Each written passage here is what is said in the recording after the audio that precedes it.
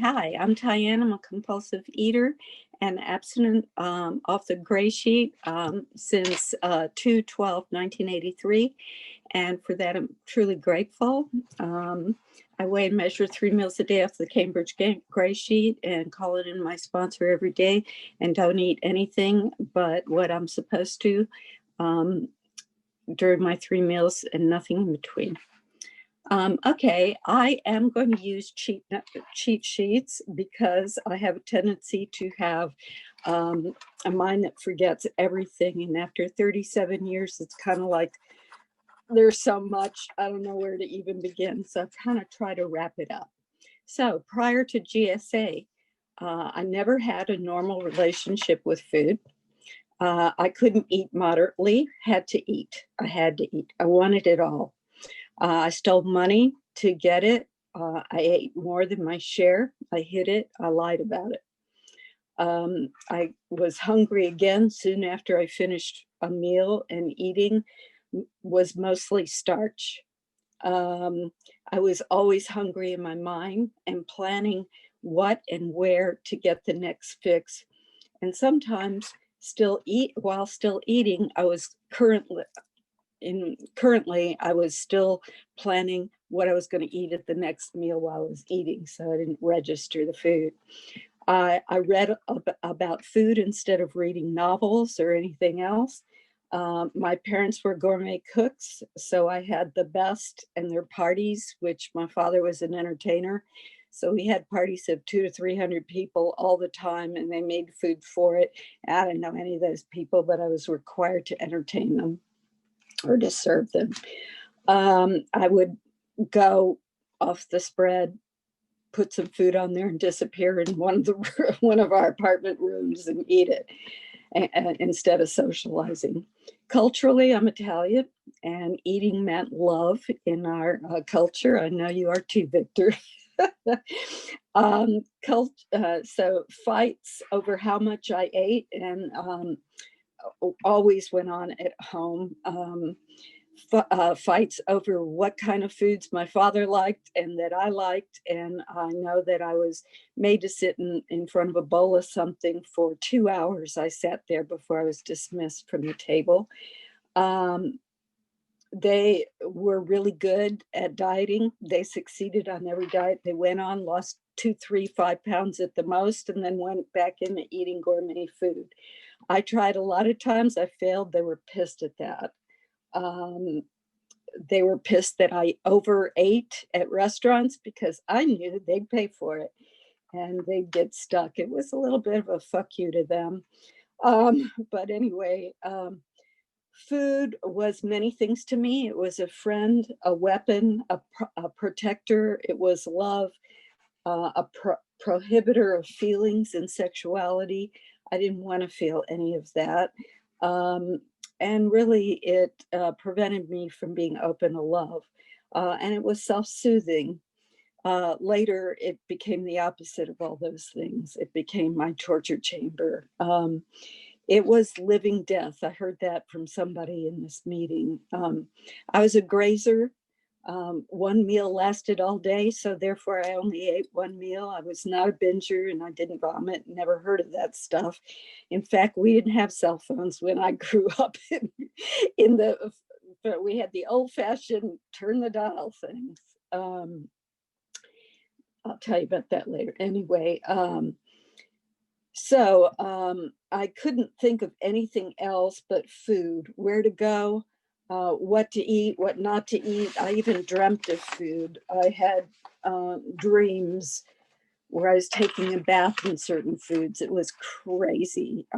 I'd see trees and, I'd sort of hallucinate and think they were broccoli. Excuse me for saying stuff. But anyway, so besides a physical allergy to sugar, grains, and starches, there were other contributing factors to becoming a compulsive eater. I was the only kid. I was a latchkey kid. Both parents were untreated adult children of alcoholics. I live in New York City, where there's at least 5 to 7 restaurants per block, if you've ever been there. And I couldn't relate to my peers. I related more to young children and older adults. I was alone a lot. Um, and there was a lot of abandonment, even starting at birth. I was born with spinal meningitis, put in an incubator, therefore not being allowed to. They had a hole in there where mom could touch, but my mother didn't want a kid to begin with, much less touching me. Um, Invisibility was what I kind of grew up in. There were three of us at the table. They were very much in love. They talked to each other and they didn't really ask me what I did during the day. Um, anyway, so it was a lot of emotional abuse. Always trying to be accepted. That was me. I didn't fit in at home. I didn't feel like I fit in anywhere. Um, I didn't feel like it was safe to be me. They didn't ask me my opinion. Any feelings were not allowed to be expressed, whether it was extreme excitement or crying or anything. So what I did was I'd go to the bathroom, get a towel, muffle my mouth, and express into that. I was very enmeshed and I felt lost most of my life. I was paranoid of what people thought of me, felt very different from others. I was always a seeker. I was very different than my parents in my household. I was sort of a philosopher child, sort of a mystic child early in life. I knew this world was materialistic very early in life. And I knew my parents, since they each had about 2 or 3 facelifts, um, were the epitome of being in this world. I also went through sexual abuse as a child. Hitting bottom. I came to Gray Sheet out of control with the second half of step 1.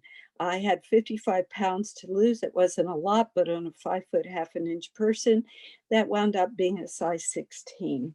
My life wasn't working. The second half of step 1, my whole life was out of control. Some people came in from being very overweight.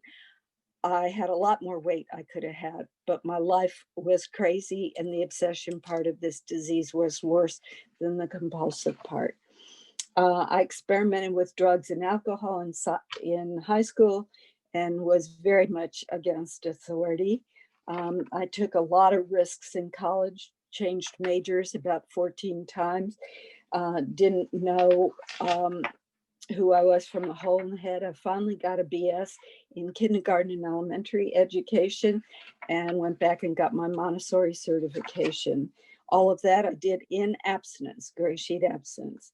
I didn't know who I was or what to do with myself in life, and how the world functions, how to do common things, and how to say no.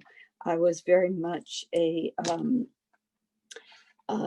carpet for other people. I was depressed and suicidal since 10th grade. I wanted to die. I really wanted to be out of this world. My parents were angry and dissatisfied with me often. They finally disowned me in college. Later, we got back together, so it's okay. I entered the room of Gray Sheet in Austin. I didn't go to OA first. I entered 37 years ago here in Austin, and it has changed a lot. It had 25 to 30 something people in it. It was started by a Gray Sheeter from Cambridge. Now, Gray Sheet in Austin is 2 phone meetings and 1 10 o'clock now Zoom meeting. So that's it. And so anyway, I had my first sponsor I had for 4 years, the lady who brought it to Austin, my second sponsor for 2 years, and my wonderful sponsor now for 31 years, who I'm still with. And who would have thought 2 people that are like on the other opposite ends of the earth with nothing in common at first, with her thinking I'm crazy and me thinking she's a tightwad, have become good friends. So anyway, it's amazing the miracles God can perform. Anyway, I listened to the ones in Gray Sheet that were there. I had people, there were about 10 people there before I came in. I did what they said. I took notes at the meetings. I went to the 2 Gray Sheet meetings there, which in person, which were Wednesday and Saturdays, but it wasn't enough. So I started going to AA meetings. I didn't want to be in AA at all. I had 2 grandfathers who were drunks, who were totally obnoxious, who beat both my grandmothers up, and I didn't want to be one of those son of a bitches. Okay, but eventually I learned that I was, and that was a big eye opener. I could not just do a diet ever. And so when I came here, I was told how it worked. I said to my sponsor, you don't understand. Everything that it says on the bottom of this gray sheet is the only thing I eat. And she said, you're in the right place. Everybody in here understands that. I said, oh. And she said, stop comparing your story to everybody else's story. You know, you can get into the yeah buts real easy. And there's always a further bottom you can get into. Moderation never worked for me. I couldn't do it. I needed a clear program with no wiggle room. I do today what I did on day 1, but I take the program deeper and I freshen it up. If I've done service in one area this year, next year I do service in an area I haven't done, just to keep it fresh for me, because when you've been in it a long time, I get bored easily.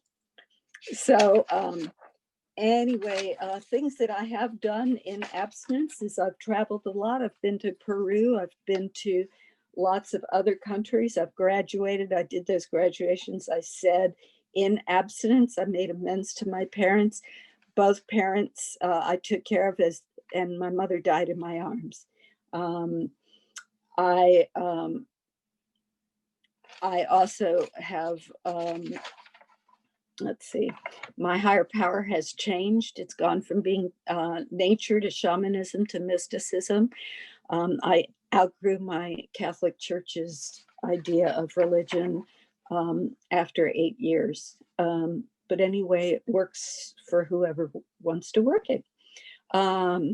I know myself better now. I have boundaries. I have confidence. I feel safe in the world. I'm more intuitive and open. I'm not a misfit anymore. I fit in with the world. And there's going to be people that get me, and there's going to be people that don't get me, and that's fine. Most of the promises have come true. And I love this. I found it as a quote. Surrender means having faith in letting spirit or the universe find me to be okay with my confusion when I get into confusion, instead of me chasing after trying to fix the confusion. I know today that that confusion will lift, and that I will be given what I need to know exactly the moment I need it to come out of that, because I've been through it many times, and I didn't go out of the lifeboat and give up my life preserver. Sun sign Cancer, crabs persevere. That can be the negative side of perseverance is stubbornness, but the positive side of it is that I don't let go of what works. You know, I keep it. I don't celebrate with food today. I celebrate Thanksgiving, my birthday, everything with having a glass of tea or coffee and talking with people or helping people or being around people. Now with COVID, we go to Zoom meetings, yay. And like people like me who live alone and don't have a mate or kids, I'm either on the phone or I'm living alone, but I'm okay with that. Alone does not mean lonely, and I've discovered that. So anyways, that's it. Woohoo! I got through with it all. So thank you, everybody. And I love hearing from you today. That's it.